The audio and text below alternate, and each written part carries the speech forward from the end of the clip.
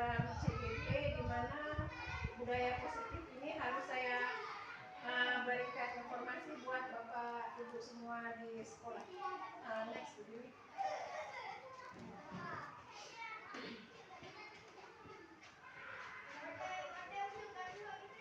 Di sini ada pertanyaan otomatik Bapak Ibu. Apakah Bapak Ibu setuju bila 1. Pemberian hukuman dapat mendisiplinkan siswa? Kira-kira Bapak Ibu setuju apa tidak? Yang kedua, pemberian hadiah meningkatkan prestasi siswa. Yang ketiga, guru harus mampu memberikan solusi untuk setiap siswa yang bermasalah.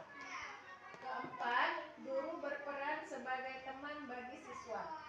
Nah, pertanyaan ini nanti akan terjawab setelah kita melihat modul budaya positif satu persatu.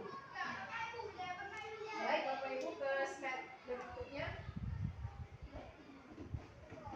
Nah, apa itu budaya positif? Kalau budaya seperti yang kita ketahui itu kan biasanya itu suatu kebiasaan ya. Budaya itu suatu kebiasaan yang dibuat oleh sekelompok orang dengan menuntun saja turun dari generasi ke generasi. Tapi di sekolah, budaya positif itu adalah perwujudan dari nilai-nilai atau keyakinan universal yang diharapkan di sekolah. Budaya positif dapat mendorong murid untuk mampu berpikir, bertindak, dan mencipta. Sebagai proses memerdekakan dirinya sehingga murid mampu mandiri dan bertanggung jawab. Kira-kira ada nggak Bapak Ibu contoh budaya positif di sekolah kita yang udah kita buat? Ada. Ini salaman pagi, kemudian disiplin, kemudian membuang sampah pada tempatnya. Itu merupakan salah satu contoh budaya positif yang sudah kita terapkan di sekolah ya. Nanti kita akan coba tambah lagi budaya positif anak-anak sehingga sekolah kita makin lama makin berkembang. Next.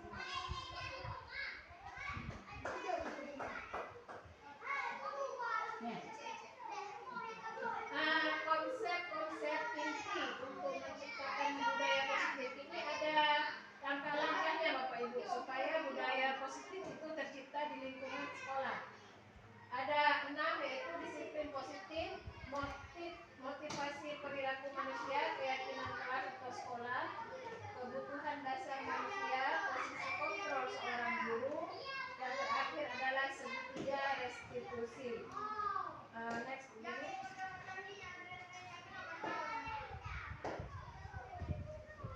Sekarang ini ada pertanyaan tematik lagi. Ini adalah refleksi ya Bapak Ibu. Cobalah buka. Anda dan teman Anda akan melakukan kegiatan cobalah buka. Sekarang coba berpasangan, satu yang genggam tangan.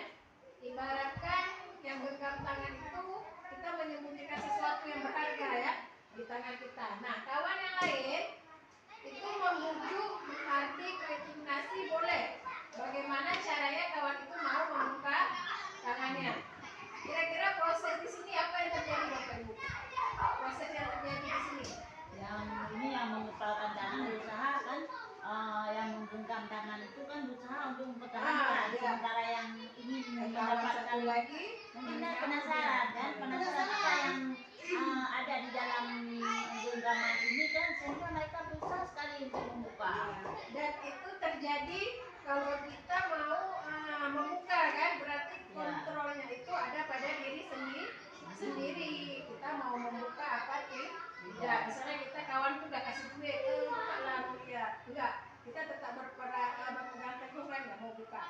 Dan kalau kita mau berarti kita itu udah ikut kontrol kawan kita. Kita tidak membuka kontrol pada diri sendiri. Next.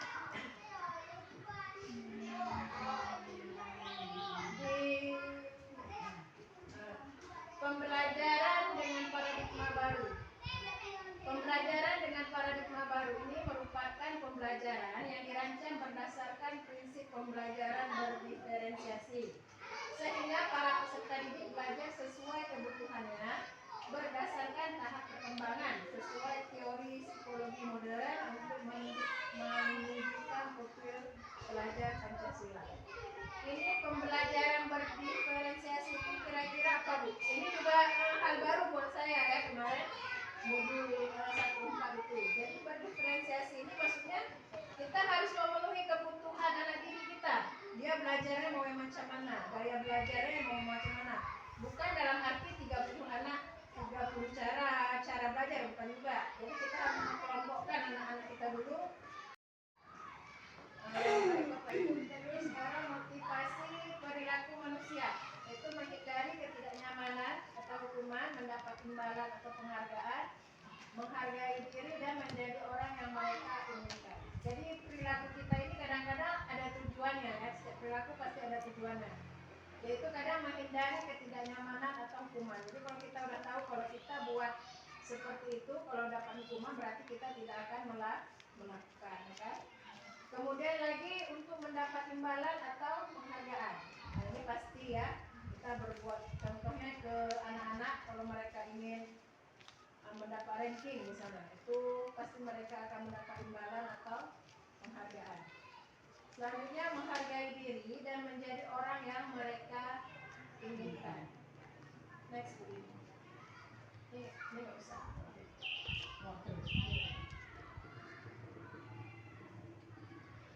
Berdasarkan bagan berikut di atas adalah penjelasan tentang hukuman, konsekuensi, dan restitusi.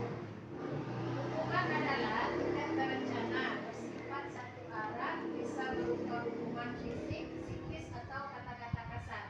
Nah, itu sudah berupa hukuman, Bapak Ibu. Karena kita nggak sadar ya, ini. Nah, itu berarti kita sudah menjatuhkan hukuman. Selanjutnya konsekuensi.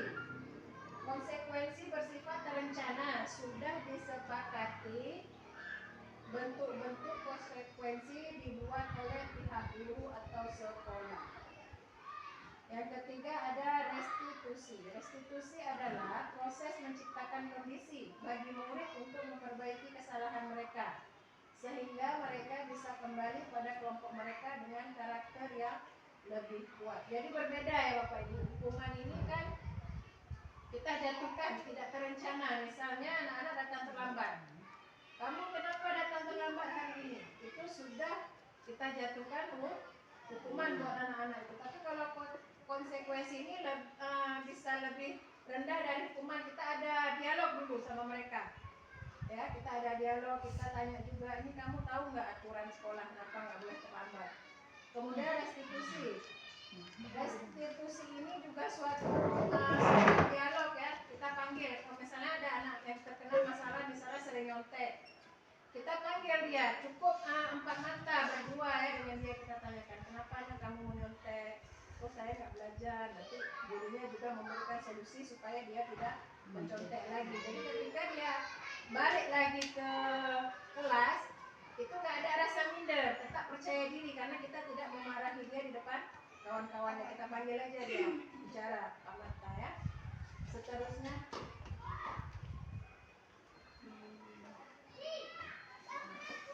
ini ada refleksi buat kita. Disuruh pilih ini konsekuensi atau hukuman. Nomor 1, mencatat 100 kali di dalam buku kalimat, saya tidak akan terlambat lagi karena terlambat ke sekolah. Ini hukuman atau konsekuensi? Hukuman ya, karena kita terus menyuruh, nak ini terlambat kamu harus tulis ini. Nah, itu berupa hukuman. Lari mengelilingi lapangan basket 2 kali karena terlambat hadir di sekolah, itu juga hukuman. Membersihkan coretan yang dibuatnya di meja tulis, konsekuensi. Jadi sebelum dia kan sudah berbuat, nah, sebelum dia berbuat itu kita udah buat konsekuensi ini, siapa yang mejanya kotor harus bersihkan sendiri ya. Murid diminta untuk push up 15 kali karena tidak menggunakan masker ke sekolah, ini hukuman juga. Berdiri di depan kelas sambil mengangkat 1 kaki karena tidak bisa menjawab pertanyaan, hukuman. Membersihkan WC karena merusak pensil teman, konsekuensi. Nomor 7, lari keliling lapangan karena terlambat 10 menit saat pelajaran PJOK, konsekuensi.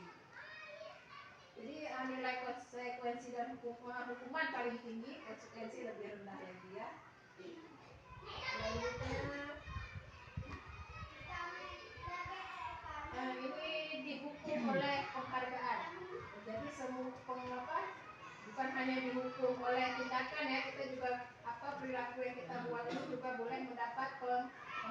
penghargaan ya, khususnya buat anak-anak ini. Dihukum oleh penghargaan. Yang pertama pengaruh jangka pendek dan jangka panjang. Nah, ini contoh kalau di sekolah itu adalah kita memberikan hadiah ke mereka. Hadiah 1, 2, 3 yang mendapat juara itu kita kasih penghargaan. Tapi kurang efektif kalau dilakukan dengan jangka panjang. Jadi anak-anak itu sudah tidak termotivasi ya. Kemudian penghargaan tidak efektif. Penghargaan merusak hubungan. Ini kecemburuan sosial. Kenapa dia dikasih, aku tidak dikasih. Kemudian ada penghargaan mengurangi ketepatan. Karena kita milih-milih ya, ini nilai segini, ini nilai segini, dekat-dekat gitu. Tapi kita salah pilih. Nah, itu mengurangi ketepatan kita dalam memberi penghargaan. Kemudian penghargaan mengurangi kualitas, penghargaan mematikan kreativitas, dan penghargaan menghukum.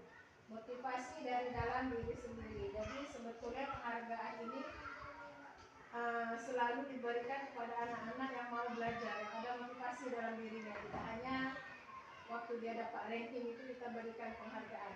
Jadi kita lihat juga anak-anak tidak berupa piala ya, mungkin kata-kata kita, oh nak ini kamu sudah mau buat tugas, ibu bangga sama kamu, itu juga sudah merupakan motivasi ya, penghargaan buat anak-anak kita.